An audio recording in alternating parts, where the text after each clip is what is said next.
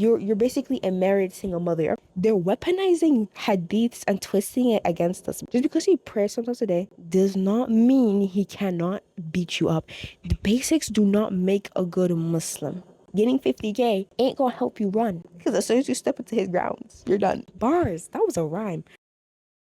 Assalamu Alaikum. Welcome back to the Junior Rumbles podcast where I ramble on about this dunya. So the first part is, why are you rushing to get married? It's not just about the romance. It's about that you're completing half your deen. And it's like, yeah, I want to get married. I want to get out this house and it's going to solve all of my problems. I'm not going to lie to you. I used to really think that, like all the other girlies, like when I get married, all my problems are going to be solved. And then I really started deepening it and I really started thinking it. And I'm like, nothing about you is going to be fixed just because you get married. Nothing. So if you think when I get married, I'm going to be like this and I'm going to be like that. And no, you're not.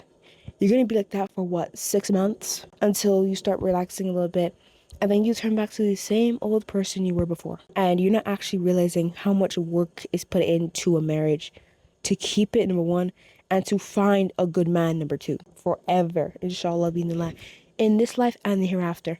It's not something you can just, boom, I found my man. It takes work, hours, and emotional stability and financial stability. Like, it takes work to be married. And I feel like people nowadays romanticize it so much that I feel like when they will get married, it's going to be like, oh, this is the life. Oh, this is it.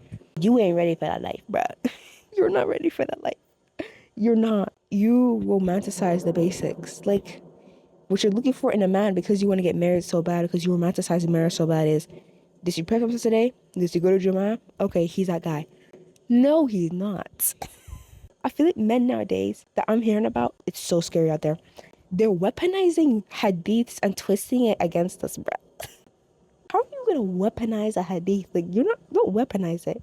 How about you use it for what's intended for? And you also have to know your rights as a Muslim woman. Like, you actually need to study. Do you know what it takes to be, if you want to be a housewife, to be a housewife? Do you know what it even takes to be a wife? And especially, may Allah forbid it, may Allah protect us all from this, if you marry the wrong guy. No. No.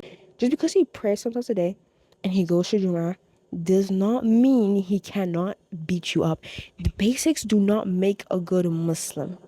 The basics are what make you a Muslim. They're not what make you a good Muslim. Let me drill that into your brain. The basics are what makes a Muslim not a good Muslim. What makes a good Muslim is first of all, he does the basics because they're obligatory, they're the basics. His characteristics, the way he speaks to women, to people around him, the friends that he has will be very important. I suggest if you're looking to marry anyone, look at his friend group. That is very important. What he does with his free time. Do you think that just because he prays sometimes a day and he goes to Jummah, he's the guy for you? He's a little bit funny. That's not what makes a man, because that man, when you're getting married, think of your future kids. The man you marry will be the father of your kids. Think about that. So you want to pick a man that's going to be good to your children and it's going to be good to you. If you romanticize the marriage too much and you're not stable and you're not emotionally and Islamically educated in yourself, like you're secure in yourself, you will end up holding on to a man that isn't stable either. It's a verse in the Quran, but I'm going to read it here. Wicked women are for wicked men, and wicked men are for wicked women. Virtuous women are for virtuous men, and virtuous men are for virtuous women. The virtuous are the innocents of what the wicked say, and they will have forgiveness and an honorable provision. And if you're not actually a good Muslim, if you just think marriage you're gonna become a better Muslim and a better human being just because of marriage, you've lost it. Because the person that you are is what you're going to attract. The wicked men are for the wicked women. Women are for the wicked men. If you're not a good human, who do you think you're going to attract? Would you marry yourself? That's a question you have to ask. Would you marry yourself? If the answer is no, I suggest you stop thinking of marriage so much and you fix yourself. Because marriage is not going to solve your attitude, how well you cook, how you act towards people. Marriage ain't gonna solve none of that. You gonna have to solve it. Because at the end of the day, what you are is what you attract. What you entertain is what you get. Getting 50K of mehr isn't going to help you run away from a man. Getting 50K ain't going to help you run. Because as soon as you step into his grounds, you're done. Bars. That was a rhyme. But seriously though, 50K is you're right. Ask for that because you know you're worth say queen. But if you're only gonna look for a guy who can provide you with 50K and don't really care about his personality, that's not what marriage is. Marriage isn't about how much money he can give me. It's a family. You're gonna inshallah be able to create a family with this man. So you have to really sit down and think. You might be reacting in the moment, but if you're not actually listening to what the person is saying, you don't understand what he's saying. You might miss the red flags in him because you want to get married so bad, because you're like, oh, he's so nice. And yeah, romanticize being married because inshallah the person in front of you want to get married to, right? But if you don't pay attention and get out the romanticizing mode a little bit, the romance mode, and actually understand and try to listen to what he says, you'll miss red flags that you would have probably noticed before you got into the marriage that would have deterred you away. And now you're in a marriage with him and he's just a hard-working human being. Praying 5 times a day does not get him out of the fact that he can still beat you up. It doesn't. Going to Jum'ah all the time that he can still be a bad Muslim, it does not. It does not. Because sadly, there are men out there who will go to the masjid just to say he went to the masjid, just to seem like he's a good, pious brother. But he's not. And that is very sad, but it is true. You have to understand that. Please understand that, because I don't need you to think marriage, and you barely have an education, you don't really know how to do money. Like I just watched this video this morning. If you want to be a housewife, right? You don't want to be a businesswoman. You just want to be a housewife, right? I understand it. Let me be a housewife.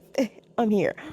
If you don't want to be a housewife, you need to at least have your education to fall back on. If it does not work out, you can fall back on yourself, because you being a housewife means that he's making the income, he's doing all that, you're just at home. If you don't have an education and you want to be a housewife, that is a dumb move. I'm going to tell you right here now.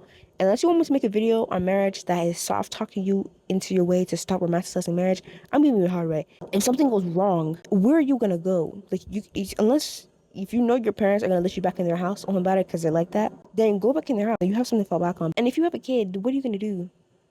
Because you didn't finish your school because you got married to him, or you didn't really focus on school. You were just kind of going by it and passing it by, and it's like nothing's gonna go wrong. Inshallah, but the fact of the reality is, I don't think the people who get married and who get divorced think it's gonna go wrong when they get married. So you at least need to have something to fall back on before you get married, please. And especially with the men in today's society, I'm sorry, you gotta have an education, bro, because it's getting scary. They don't even call you pretty anymore. And the brother's over here talking about being a non-chalont dreadhead, a man who's emotionally intelligent and who actually has a personality to him, not a non-chalont dreadhead. I don't know what the ladies are talking about with that.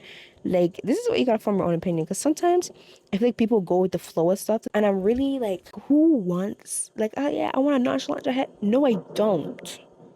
No, I don't. Imagine being with a man who seems like he doesn't really care about you, but somehow he does. Like, I need a man who's gonna show me he cares about me, not doesn't act like it, but I know he cares. Yeah, back away from me. Another thing, I feel like some people get into haram relationships because now it's like, I want romance, because they want it so bad they can't wait anymore, so they do have the haram relationships. You really need to trust in Allah subhanahu wa ta'ala. Especially if you want to get married, you need to trust, and Allah subhanahu wa ta'ala needs to be the person you fall in love with before you try to fall in love with a man. He needs to be the person, Allah subhanahu wa ta'ala, when you fall deeply in love with him, you're going to be straight. You're going to find the husband of your dreams because you love Allah subhanahu wa ta'ala. And inshallah, bismillah, your marriage will be good because both of y'all are in love with our creator. And both of y'all will keep reminding each other. If you're in a relationship, get out of it. Because I feel like if you truly believe, and you truly deep down in your heart believe that Allah subhanahu wa ta'ala is your creator, if you truly believe that, and that he can make anything possible, if you truly believe he can, you will believe that he, in the halal way, not the haram way, will get you a husband, a good husband, if you truly believe that. And in order for you to get a good husband, you need to be a good Muslim. You need to be a good wife. It's not about just being a wife and being a husband. It's about being a father. It's about being a mother. Islam prioritizes a family. It's not just about the romance. That's a plus. You complete half your deen with that. You're going to raise kids who are going to be a part of the ummah, inshallah, bi'ithnillah. That's not a simple feat. That's not a joke. And you need to know certain things before you get married. You need to do research. Maybe how should I treat my kids? You need to change your behaviors and your mindset and change the way you know Islam and learn more about Islam so you can treat your kids, because you're going to be the mother of a household. If your husband is going to be working, you're going to be in the house with your kids all the time. Inshallah, you're going to teach your kids valuable lessons. And you're going to be the one to teach your kids about Islam. The dad too. I'm not just saying like the Abby's just going to go out and he's not a present father. That's another thing. We'll get to that in a little bit. But you're going to be the one primarily around your kids. So if your kids ask you some basic thing about Islam, like, why do we have to pray 5 times a day? Why do we have to do this? Why do we have to fast? Why do we have to do that?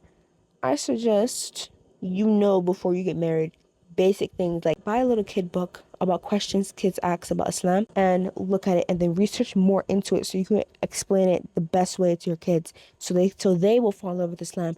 You're going to be the person to make them fall in love with Islam. So the way you act about Islam, and you also praying sometimes a day to show them that how much you love your creator, and you making dua and you saying to them that Allah subhanahu wa ta'ala loves you more than I love you. And that's saying something, because I love you a lot. You're going to be that person. And if you're not prepared to do that, you're not prepared to be married.